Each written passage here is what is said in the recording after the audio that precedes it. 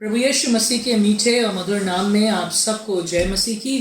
हम परमेश्वर का एक बार फिर से धन्यवाद देते हैं कि उसने हमें यह अवसर दिया कि एक बार फिर हम अपनी गुरुवारीय आराधना में आपके साथ शामिल हो सके। और परमेश्वर को धन्यवाद देते हैं कि उसने हम सब पर अपनी दया और अपनी करुणा को प्रकट किया है। आइए हम आज की आराधना को आरंभ करेंगे।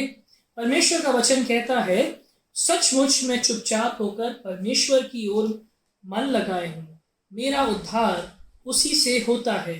सचमुच वही मेरी चट्टान और मेरा उद्धार है, वो मेरा गढ़ है, मैं अधिक ना डिगूंगा।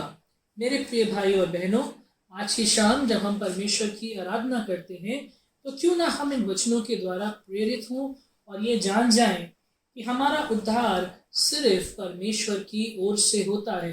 हम जब किसी और वस्तु पे भरोसा करते हैं तो उससे हमेशा ही हमें निराशा हाथ लगती है। बाइबल बताती है कि हमारा जीवन जो है वो घास के समान है जो पवन लगते ही मुरझा जाती है। अर्थात जब तक हमारे पास ये जीवन है, इन मिट्टी के बर्तन में परमेश्वर का आत्मा रूपी खजाना है, तब तक क्यों ना हम बुद्धिमानों की नाई अपने जीवन को जिए और पवित्रता को पाने का प्रयास करें, ताकि हम अपने आप को उस अनंत जीवन के लिए तैयार कर सकें जिसके लिए परमेश्वर ने मुझे और आपको चुना है। इसलिए आइए हम और आप उसकी आराधना करेंगे और अपनी आंखों को बंद करेंगे और प्रार्थना करेंगे। हमारे जीवित अनुग्रहकारी सामर्थ्य पिता परमेश्वर, बड़ी नम्रता और दीनता के साथ हम आपके चरणों में आते हैं और आपको धन्यवाद देते हैं। आप अनुग्रहकारी हैं, आप प्रेमी हैं और आपकी करुणा निरंतर हमारे जीवन में बनी रहती है। हम प्रभु जब आज आपकी आवाज़ को सुनना चाहते हैं, हम चाहते हैं पिता परमेश्वर कि आप हम में से हर एक से बोलें और बातचीत करें। आज का ये समय प्रभु हम में से हर एक के लिए आपकी आशीषों बरकतों का समय हो सके कि हम आपकी आवाज़ को सुनकर अपने जीवन को उसके अनुसार बनाने वाले हो सकें। इस पूरी आराधना को आपके हाथों में सौंपते हुए प्रार्थना उद्धारकर्ता यीशु के नाम से मांगते हैं, आमीन। आइए हम परमेश्वर के वचन से सुनेंगे यहोशू की पुस्तक, उसका पहला अध्याय और 8वां पद। The book of Joshua chapter 1 verse 8। यहाँ इस तरह से लिखा है, व्यवस्था की यह पुस्तक तेरे चित्त से कभी न उतरने पाए, इसी में दिन रात ध्यान दिए रहना, इसलिए कि जो कुछ उसमें लिखा है उसके अनुसार करने की तू चौकसी करे, क्योंकि ऐसा ही करने से तेरे सब काम सफल होंगे और तू प्रभावशाली होगा। The book of law shall not depart from your mouth, but you shall meditate on it day and night, so that you may be careful to do according to all that is written in it. For then you will make your way prosperous, and then you will have good success. परमेश्वर अपने वचन के पढ़े और सुने जाने पर आशीष दे, आमीन। प्रभु यीशु मसीह के मुबारक और मधुर नाम में एक बार फिर से आज की इस संध्या काल की इबादत में आप सबों का स्वागत है। और परमेश्वर का धन्यवाद हो आज के इस दिन के लिए और इस समय के लिए, जबकि परमेश्वर ने ठीक जाना कि हम सब एक बार फिर से इस ऑनलाइन वर्शिप के माध्यम से परमेश्वर की इबादत कर सकें। धन्यवादित है अपने पासबान रेवरेंड अभिषेक लायल का, जिन्होंने अभी प्रार्थना के द्वारा इस वर्शिप का आरंभ किया और वचन में से पढ़ा यहोशू की पुस्तक, उसका पहला अध्याय, उसके 8वें पद को। हम लोगों ने कई दफ़ा इस पद को पढ़ा होगा, इस पद पे मनन भी किया होगा और आज हम लोग जो इस पद पर अपना ध्यान लगाएंगे, थोड़ी देर परमेश्वर के वचन की तरफ अपने ध्यान को केंद्रित करेंगे। हम सब जानते हैं यहोशू की पुस्तक के बारे में और यहाँ पर कुछ विशेष घटनाएं जो यहोशू के समय में हुई, जबकि हम जानते हैं कि मूसा की मृत्यु के बाद परमेश्वर ने यहोशू को चुना अपने कार्य के लिए, क्योंकि परमेश्वर का कार्य कभी भी रुकता नहीं है और निरंतर तब से लेके आज तक परमेश्वर अपने लोगों को चुनता है कि वो उनके द्वारा किस प्रकार से अपनी सेविकाई ले सके, किस प्रकार से अपने लोगों को बचा सके। मेन जो उद्देश्य परमेश्वर का है कि वो अपने लोगों में प्रेम बना के रखे। और हम यहाँ पर यहोशू की पुस्तक को भी देखते हैं कि परमेश्वर ने उसको शुरुआत में ही किस प्रकार से आज्ञा दी और उन्हीं आज्ञाओं में एक ये आज्ञा दी कि व्यवस्था की ये पुस्तक तेरे चित्त से कभी ना उतरने पाए और इसमें दिन रात ध्यान दिए रहना, इसलिए कि जो कुछ उसमें लिखा है उसके अनुसार करने की तू चौकसी करे, क्योंकि ऐसा ही करने से तेरे सब काम सफल होंगे और तू प्रभावशाली होगा। यहाँ अंत में दो बहुत विशेष बातों पर हम ध्यान देंगे, मनन करेंगे। परमेश्वर ने उससे कहा कि तू ये सब जब व्यवस्था की पुस्तक को अपने चित्त से लगाए रहेगा, उस पर अमल करेगा, तो तू क्या होगा? सफल होगा। आज मनुष्य जो है, हम और आप आज किस चीज़ की सफलता की तरफ अपने ध्यान को लगाए हैं? अगर आज का हम समय देखते हैं, हम देखते हैं कि पूरा विश्व कोविड-19 से जूझ रहा है, कोरोना वायरस से जूझ रहा है और हर एक का यही प्रयास है, यही इच्छा है कि वो इस बड़ी महामारी से बचा रहे और अपने आप को सफल बनाए किसी न किसी रूप से, कि उसको इस बीमारी का इन्फेक्शन ना लगे, इस डिजीज़ से वो दूर रहे। और आज की डेट में अगर हम सफलता देखें, अगर हम एक दिन पूरा सही सलामत हम निकाल लेते हैं, तो यही हमारे लिए एक बड़ा सफलता का कारण है कि हम सफल हुए, कि हमारे ऊपर इस बड़ी महामारी का परेशानी नहीं आई। और इस महामारी से बचने के लिए जिस तरह से गाइडलाइंस को हम फॉलो करते हैं, हाइजीन मेंटेन करते हैं, सोशल डिस्टेंसिंग रखते हैं, उसके अलावा भी हम बहुत कुछ करते हैं अपने आप को इस बड़ी बीमारी से, महामारी से बचाने के लिए। और उन्हीं में से एक आजकल बहुत ज़्यादा हम देखते हैं, आजकल विज्ञापनों में भी हम देखते हैं, टीवी के ऊपर सबसे बड़ी चीज़ देखते हैं हम इम्यूनिटी बूस्टर का। हर एक मनुष्य जो है आज परेशान है कि वो क्या खा ले, वो क्या पी ले कि उसकी इम्यूनिटी जो है वो इतनी स्ट्रांग हो कि वो इस बीमारी से, इस महामारी से बचा रहे। तमाम तरीके के च्यवनप्राश, तमाम तरीके की औषधियाँ, तमाम तरीके की ऐसे अलग अलग तरीके की दवाइयाँ और फल फ्रूट और काढ़ा पीना, तमाम तरीके से हर एक व्यक्ति अपना परिश्रम कर रहा है। और मैं भी समय समय पर काढ़ा का सेवन करता रहता हूँ, क्योंकि मैं भी पब्लिक डीलिंग में रहता हूँ। अपने ऑफिस के कार्य में जब रहता हूँ, पब्लिक के साथ मुलाकात होती है, तो जब काढ़ा पी लेते हैं तो एक अंदर से सेटिस्फैक्शन मिलता है कि हाँ भाई, कहीं ना कहीं अपने आप को मैंने उस महामारी से बचा के रखा है। तो जिस तरह हम लोग निरंतर इस प्रयास में लगे हुए हैं कि किस तरह हम अपने आप को बचाए रहें, किस तरह से हम अपने जीवन में सफल हों इस बड़ी महामारी से बचने के लिए, उसी तरह मेरे प्रियो बहुत ज़रूरी है कि हम सिर्फ सफल ही ना हों परंतु प्रभावशाली भी हों। किस तरह हम अपने जीवन का प्रभाव अपने किसी व्यक्ति पर डाल सकते हैं। एक जो हम मसीह जीवन जिसको कहते हैं, वो सिर्फ सफल सिर्फ मसीह लोगों का जीवन ही नहीं है। अगर हम और भी लोगों को देखें, मेरे मित्र हैं जो शायद मुझसे बहुत ज़्यादा अच्छी उनको सफलता मिली, बहुत देश विदेश में हैं, अच्छी नौकरियों में हैं और अच्छी हर लग्जरी उनके पास है और पारिवारिक रूप में भी बहुत खुश हैं और बहुत सफलता उनको मिली है। परंतु क्या एक सफल व्यक्ति का प्रभाव किसी के जीवन पे या किसी के परिवार पर उसका क्या प्रभाव पड़ता है? एक सिर्फ सफल व्यक्ति होने ही से या सफल परिवार होने ही से परमेश्वर की इच्छा पूरी नहीं होती है। यहाँ पर हम देखते हैं कि कैसे पर प्रभु ने क्यों यहोशू का चुनाव किया।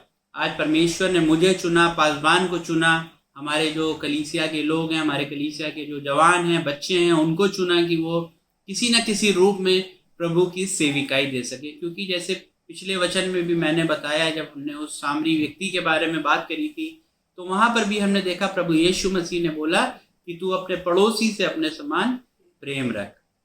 क्योंकि प्रभु परमेश्वर चाहता है कि जो हमारा जीवन सिर्फ हमारे ही लिए नहीं है, हमारा ही बचना ज़रूरी नहीं है, परंतु हम अपने भाई का, अपने पड़ोसी को भी बचाए। तो यहाँ पर लिखा है कि तेरा जीवन सफल होगा और तू प्रभावशाली होगा। अगर हम परमेश्वर के वचन को अपने चित्त से लगा के रखेंगे, सिर्फ लगा के रखने का ये मतलब नहीं मेरे प्रियो कि उसको अपने सरियाने रख के सोएं या अपनी शेल्फ में उसको डेली साफ करके बहुत अच्छे से रखें, परंतु उस पर निरंतर उसकी अपनी इम्यूनिटी बढ़ाने के लिए, अपनी स्पिरिचुअल इम्यूनिटी बढ़ाने के लिए हमको उसका सेवन भी करना पड़ेगा। हम आज बड़े गर्व से बताते हैं, मैं भी जब ये काढ़े का सामान लेके आया तो मुझे याद हो गया कि मैंने क्या क्या 6 औषधियाँ खरीदी हैं। काली मिर्च खरीदी, मुलेठी खरीदी, गिलोय लिया और दालचीनी ली और अलग अलग औषधियाँ लेके कैसे मैंने अपने एक काढ़े का वो तैयार किया कि उससे मैं अपनी इम्यूनिटी को बूस्ट कर सकूं। और इसी तरह हम परमेश्वर के वचन को भी देखते हैं, पुराने नियम से लेके नए नियम तक अलग अलग परिस्थितियाँ, अलग अलग तरीके से हमको उदाहरण मिलते हैं। अलग अलग परमेश्वर ने किस तरह लोगों को इस्तेमाल किया, परमेश्वर ने किस तरह लोगों की परीक्षाएं ली, उसके बावजूद भी वो जीवन जो हैं वो किस तरह प्रभु के कार्य के लिए प्रभावशाली बने रहे। एक बड़ा उदाहरण मैं इसका आपके साथ शेयर करता हूँ। हम सब जानते हैं पौलुस के बारे में कि वो परमेश्वर के वचन को या लॉ की पुस्तकों को कैसे किस तरह से उसका गहरा अध्ययन था परमेश्वर के वचन पे, और लॉ की जो पुस्तकें हैं उनके बारे में किस तरह जब वो सॉल था और उसका गहन अध्ययन था परमेश्वर के वचन पे, परंतु उसका जीवन किस तरीके का था। उसका जीवन सफल जरूर था क्योंकि उसने अपने जीवन में इतनी उपलब्धि कर ली थी। उसकी अपने नज़रिए में उसका जीवन या उसके जो शिक्षक थे उनके नज़रियों में उनका जीवन तो बहुत सफल था क्योंकि वो बड़े एजुकेटेड व्यक्ति थे और बड़ा ज्ञानवान व्यक्ति थे जो कि सब चीज़ जानते थे, परंतु उनका जीवन प्रभावशाली नहीं था। और प्रभु ये चाहता था कि एक व्यक्ति जिसके अंदर इतने गुण हैं, जिसको इतने अच्छे से व्यवस्था की पुस्तकें उस पर गहन अध्ययन है, जो व्यवस्था को ठीक रूप से जानता है, वो उसको किस तरह से व्यर्थ कर रहा है। और तब परमेश्वर ने उसको अपना प्रभु यीशु ने उसको अपनी दृष्टि दी और प्रभु ने उसके सामने प्रभु उत्पन्न हुए और प्रभु ने उनसे बोला कि किस तरह से आप अपने नॉलेज को, आप अपने टैलेंट को एक गलत रूप में, एक गलत दिशा में इस्तेमाल करते हुए मसीह को मानने वाले लोगों का आप परसिक्यूट करते हैं। और उस समय हम जानते हैं किस तरह उनका जीवन परिवर्तित हुआ और वो पौलुस बने और कलीसिया में आज उनके जीवन के द्वारा उनके उसी टैलेंट को जो कि एक नेगेटिव रूप में जा रहा था, विनाश की तरफ लोगों को ले जा रहा था, वो किस तरह से परमेश्वर ने उसके ऊपर अपना चुनाव किया और परमेश्वर ने उसी टैलेंट को, उसकी बुद्धि को, उसी के ज्ञान को, उसी की आत्मा को परमेश्वर ने तमाम आत्माएं जीतने के लिए इस्तेमाल किया। वो इसीलिए हो पाया। तो अध्ययन तो वो करते थे, हम लोग भी अध्ययन करते हैं, मगर क्या हम परमेश्वर की बुलहाट को उस अध्ययन के समय में सुन पाते हैं कि नहीं। वहाँ पर अगर हम देखते हैं नीति वचन, अगर हम देखें उसके 4 अध्याय में, अगर हम यहाँ पर देखेंगे उसके 20 पद से और 24 पद तक हम पढ़ेंगे। यहाँ लिखा है, हे मेरे पुत्र मेरे वचन ध्यान धर के सुन। जब हम परमेश्वर का वचन पढ़ें तो उसको ध्यान से पढ़ें, और सिर्फ पढ़ें ही नहीं परंतु परमेश्वर की वाचा को, परमेश्वर के शब्द को ध्यान धर के सुने। उस वचन, परमेश्वर के वचन को सुनने की कोशिश करें कि प्रभु हमसे क्या बोलना चाहते हैं, और अपने कान मेरी बातों पर लगा। जब हम परमेश्वर का वचन पढ़ें तो हम अपने ध्यान को दूसरी चीज़ों में केंद्रित ना रखें, पर भले ही थोड़ा पढ़ें, थोड़ा समय दें, परंतु हम उस पर अपना कान लगाएं, उस पर अपना ध्यान लगाएं ताकि हम परमेश्वर की बात सुन सकें। क्योंकि अगर हम अपने आप को मसीह कहते हैं तो हमारा मसीह कहना अपने आप को ये हम जान लें कि वो हमारे जीवन को इस्तेमाल करना चाहता है। अगर हमारा जीवन इस्तेमाल नहीं होता उसके कार्य के लिए तो हमारा जीवन व्यर्थ है, हमारा मसीह कहलाना व्यर्थ है। आगे वो कहते हैं कि इनको अपनी आंखों की ओट ना होने दे, वरन अपने मन में धारण कर। कई दफ़ा होता है कि वचन हम पढ़ते हैं, जल्दबाजी में रहते हैं, और हम पढ़ने के बाद अगर हम दिन में उसको याद करने की कोशिश करें कि हमने आज क्या पढ़ा था, या शाम को उसको ध्यान करने की कोशिश करें तो हमें याद नहीं रहता है, क्योंकि हमारी आंखों की ओट की तरह हमने उसको पढ़ा, अपनी आंखों नज़रियों के सामने से उसको निकाला, मगर वो हमारे मन में उसने अपनी जगह नहीं बनाई। आगे लिखा हुआ है 22वें पद में, क्योंकि जिनको वे प्राप्त होती हैं वे उनके जीवित रहने का और उनके सारे शरीर के चंगे रहने का कारण होती है। जब परमेश्वर की जो वाचा है, परमेश्वर का जो वचन है, जिनको वो ध्यान रहता है, जिनके वो मनों में रहता है, तो वो क्या कहता है उनको? वो उनके लिए जीवन प्रदान करने का काम करता है। आज हम अपने जीवन के लिए, अपनी ह्यूमैनिटी के लिए कितना परेशान रहते हैं। तो मेरे प्रियो, हम परमेश्वर के वचन से भी जान लें कि अगर हम उस पर अपना ध्यान लगाए हैं, उस पर अपना मन लगाए हैं, तो वो हमको जीवन की प्राप्ति देता है। शारीरिक जीवन की नहीं मेरे प्रियो, परंतु अनंत काल के जीवन की, जिसके लिए प्रभु ने हमारा मार्गदर्शन किया है। सबसे अधिक अपने मन की रक्षा कर, हमें अपने शरीर की रक्षा की बहुत चिंता है कि आज इस महामारी में हमारा शरीर का क्या होगा।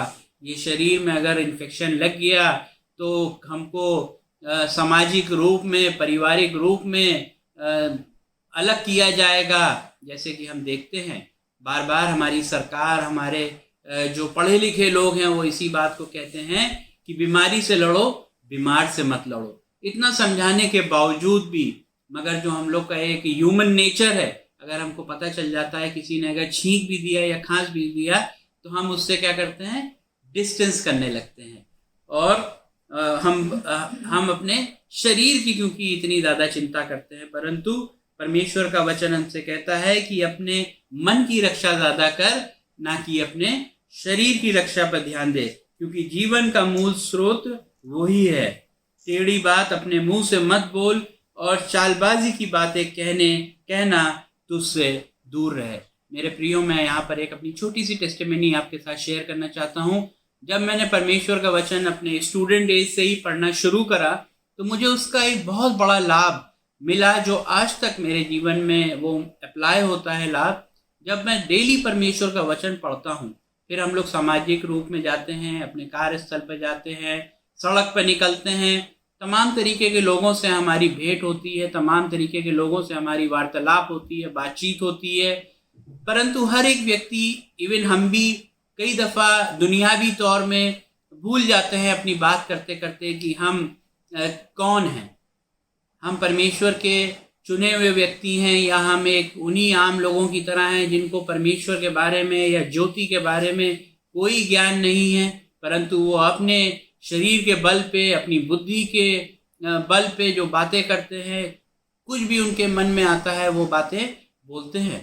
परंतु उस स्टूडेंट एज के टाइम से मुझे इस बात का ध्यान रहता है, एक कॉशन टाइप का मेरे सामने आ जाता है कि अगर गलत कोई मन में ख्याल आया या गलत तरीके की बात मुंह से निकलने को हुई, तो ध्यान आता है कि परमेश्वर के वचन को आज पढ़ा है और कल सुबह फिर पढ़ना है।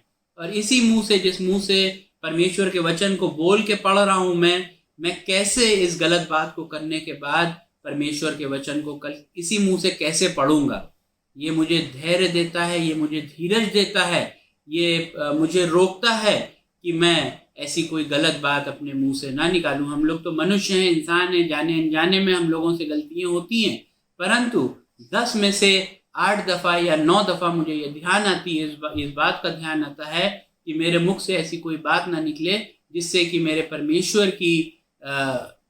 परमेश्वर का क्रोध जागे और दूसरे दिन मैं हिम्मत न जुटा पाऊं परमेश्वर के वचन को पढ़ने के लिए। क्योंकि यहाँ पर जब हम परमेश्वर के वचन को पढ़ते हैं तो वहाँ पर बिल्कुल सफाई से लिखा हुआ है कि टेढ़ी बात अपने मुंह से मत बोल, और चालबाजी की बातें कहना तुझसे दूर रहे। मेरे प्रियो, मैं आपको गारंटी देना चाहता हूँ कि अगर हम परमेश्वर के वचन को पूरे मन से पढ़ेंगे, पूरी आत्मा से पढ़ेंगे, पूरी श्रद्धा से पढ़ेंगे, तो ऑटोमेटिकली हमारे मुख से ना कोई टेढ़ी बात निकलेगी, ना हमारे मन में कोई ऐसे विचार उत्पन्न होंगे जिससे कि हमारे परमेश्वर को ठेस पहुँचे। क्योंकि परमेश्वर बार बार हमारे मन का इलाज करना चाहता है, हमारी आत्माओं का इलाज करना चाहता है। शरीर का क्या है? जब हमारी आत्मा, हमारा मन स्वस्थ होगा तो हमारा शरीर भी स्वस्थ होगा। कई दफ़ा हम लोग डॉक्टर्स के पास जाते हैं, डॉक्टर्स कहते हैं, जब कई तरीके की हम लोग परेशानी है, उलझने उनको बताते हैं, तो डॉक्टर्स कहते हैं कि आप खुश रहिए, आप खुश रहेंगे आपकी आधी से ज़्यादा बीमारी ठीक हो जाएगी। तो हम खुश कैसे रह सकते हैं? जब हमारे मन खुश हों। ठीक इसी प्रकार परमेश्वर भी चाहता है कि हमारे मन पवित्र बने, क्योंकि प्रभु का मंदिर हमारे मनों में। आज हमारे गिरजे घरों में ताला लगा हुआ है, परंतु हर एक मसीह के घर में, उसके मन में परमेश्वर वास करता है, उसके मन में परमेश्वर का मंदिर है। और उस मंदिर को जगह देने के लिए, उस मंदिर को रोशनी देने के लिए हम लोगों को अपने मनों को शुद्ध करना है, श्वेत करना है। तभी हम उस मंदिर की दृष्टि, उस परमेश्वर को अपने मनों में देख पाएंगे, जो परमेश्वर हमारा जीवित परमेश्वर है, जो परमेश्वर हमें जीवन का वादा करता है, प्रभु यीशु मसीह के द्वारा अनंत काल के जीवन का वादा करता है। वो परमेश्वर हमारे मनों से, हम आपसे और मुझसे कहता है कि व्यवस्था की पुस्तक तुम्हारे चित्त से लगी रहे, दिनों रात उस पर मनन करो, तभी तुम्हारा जीवन सफल होएगा। और क्या होगा? प्रभावशाली भी होगा। सिर्फ सफल ही नहीं होगा, सफल तो मैंने बहुत से लोगों को देखा है, मुझसे भी बहुत सफल लोग हैं।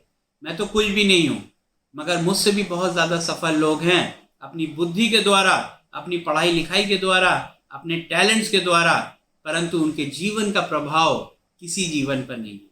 उनके जीवन का बस इतना ही प्रभाव पड़ता है कि हाय उनके पास कितनी बढ़िया कार है, हाय उनके पास कितना बढ़िया घर है। परंतु मेरे प्रियो, ये जो मिट्टी की चीजें बनी हुई हैं, जो सांसारिक चीजें हैं, वो संसार में ही रह जाएंगी।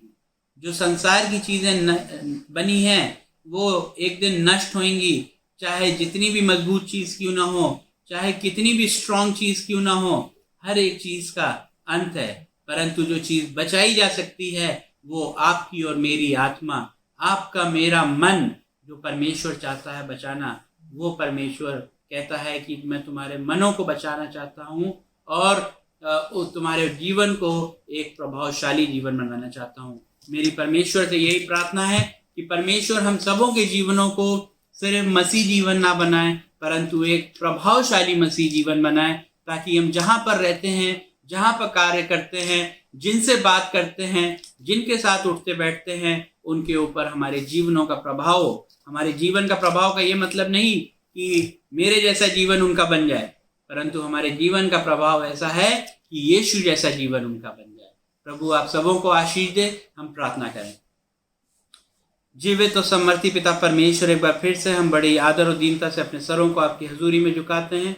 हम धन्यवाद देते हैं पिता परमेश्वर आज के सुंदर दिन के लिए, तमाम आशीषों बरकतों के लिए, आपके सुंदर वचनों के लिए पिता परमेश्वर, जो कि हमारे मनों को पिता परमेश्वर श्वेत करना चाहते हैं, हमारे मनों को पिता परमेश्वर चंगा करना चाहते हैं। बापा आसमानी होने दीजिए पिता परमेश्वर। जिस तरह हम अपने शरीर का ध्यान रखते हैं, अपने मन का भी उसी तरह ध्यान रखें, अपनी आत्माओं का ध्यान रखें पिता परमेश्वर, ताकि हमारे जीवन सिर्फ सफल ना हो, परंतु एक प्रभावशाली जीवन बने।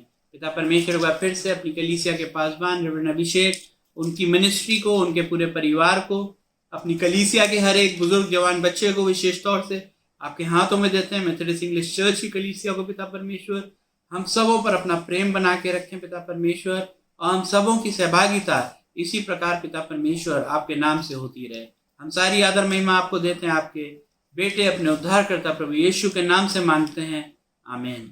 ऐ हमारे बाप, आप जो आसमान पर हैं, आपका नाम पाक मना जाए, आपकी बादशाहत आए, आपकी मर्जी जैसे आसमान में पूरी होती है, जमीन पर भी हो।